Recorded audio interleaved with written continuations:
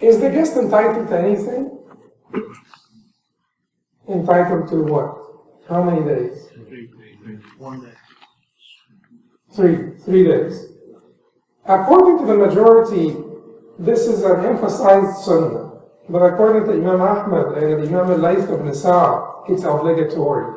To the point where Imam Ahmad said if he refuses to host you, you could take away your qira, you could take away what you're entitled to. One of the 2 reports of Imam Ahmad, he said, you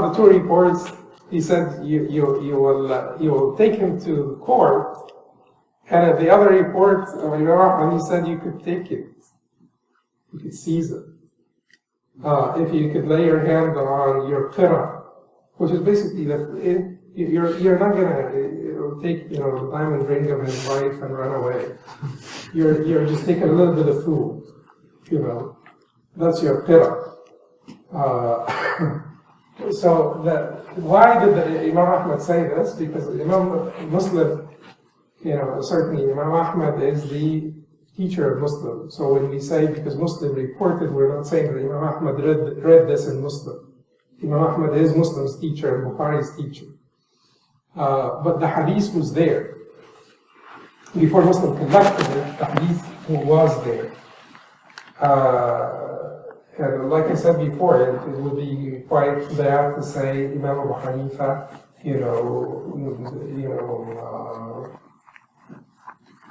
acted on this hadith, he found it in Bukhari or something, because Imam Abu Hanifa died 42 years before Bukhari was born.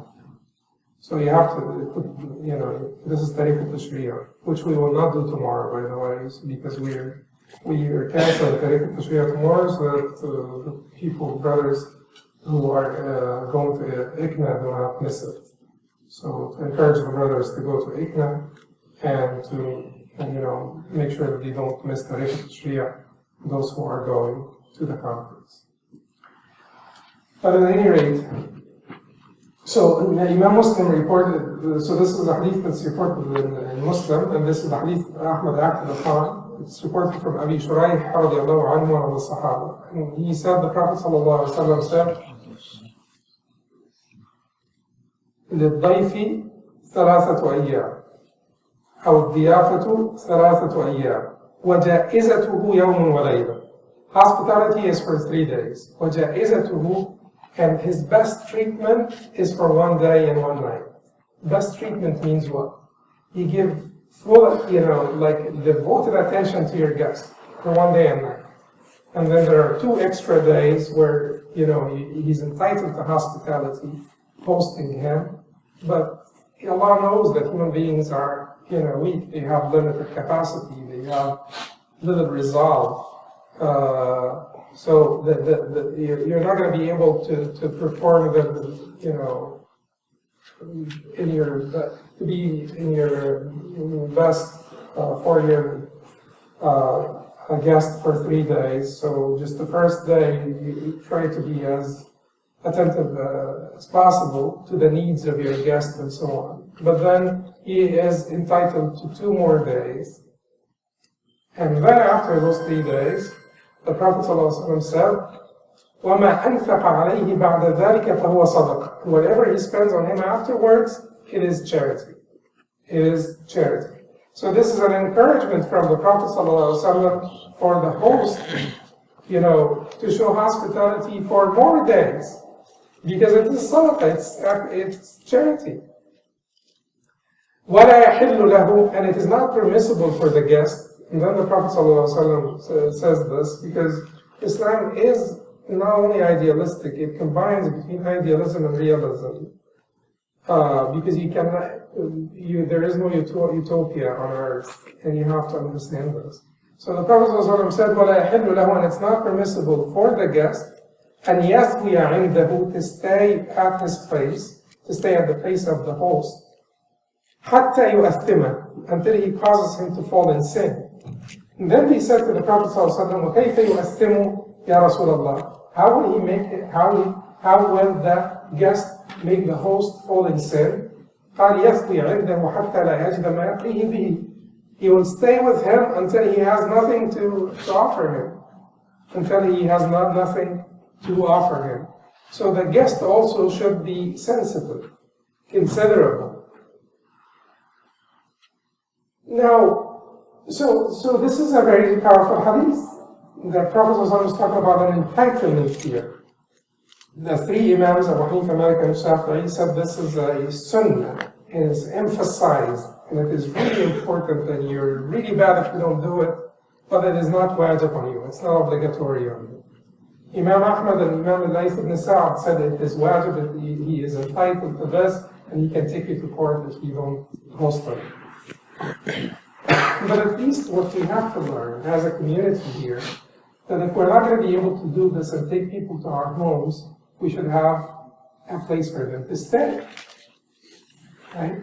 As communities, we should have like a guest house for people or travelers and so on. It is so, shameful that many people, many immigrants who come here, stay in the basements of churches because the Muslim community is not accommodating them. They do stay in the basements of churches. What do you think their feelings will be? What do you think the take-home message will be?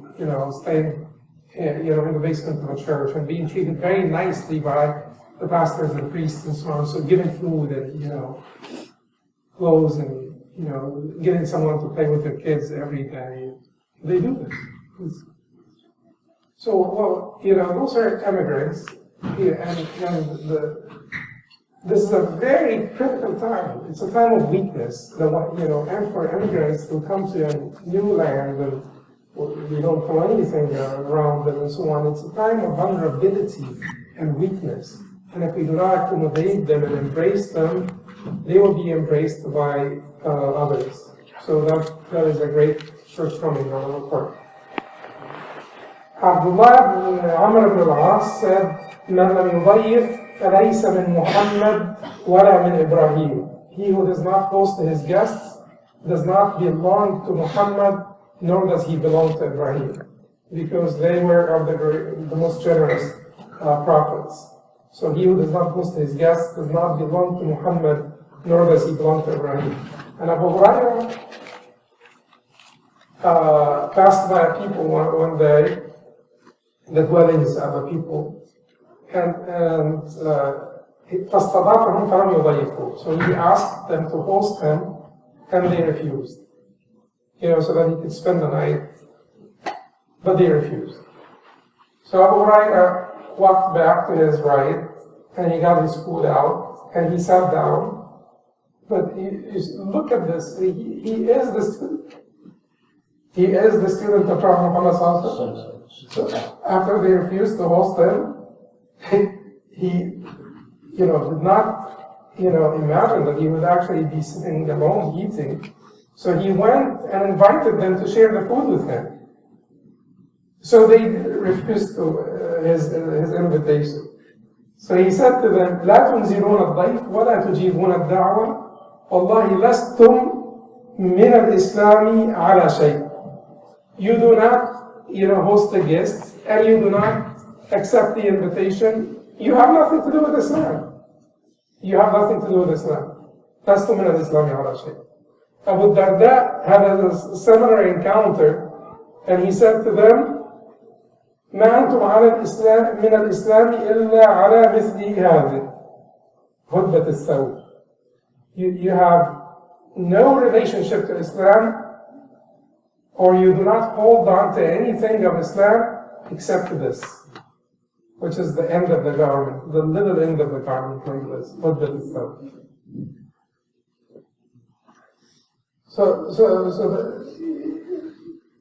So we ask ourselves, why are we so backward?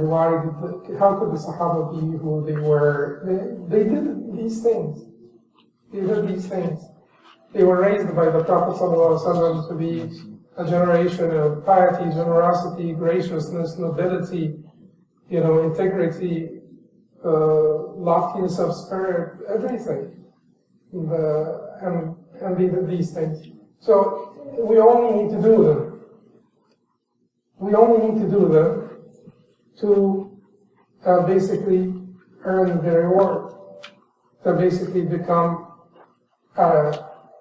a righteous generation, worthy of the help and support of Allah subhanahu wa ta'ala.